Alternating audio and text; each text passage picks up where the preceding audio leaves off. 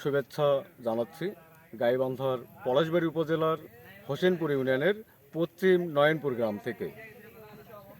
আমি যুক্ত হয়েছি একটি কাশফুলের বাগান থেকে, যেটি বাণিজ্যিকভাবে 6 বিঘা জমিতে এই কাশফুলের চাষ করা হয়েছে।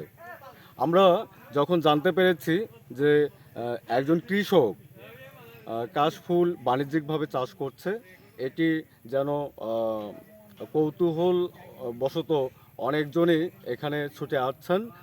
জেলা উপজেলা পর্যায়ের অনেক তরুণ তরুণী কাশফুলের ছোঁয়া নিতে এবং প্রকৃতির অপরূপ সৌন্দর্য নেয়ার জন্যই আমরা যখন জানতে পেরেছি যে ফটো সেশন করার জন্য, সেলফি ওঠানোর জন্য কাশফুলে ছুটে যাচ্ছে জেলা উপজেলার তরুণ তরুণীরা।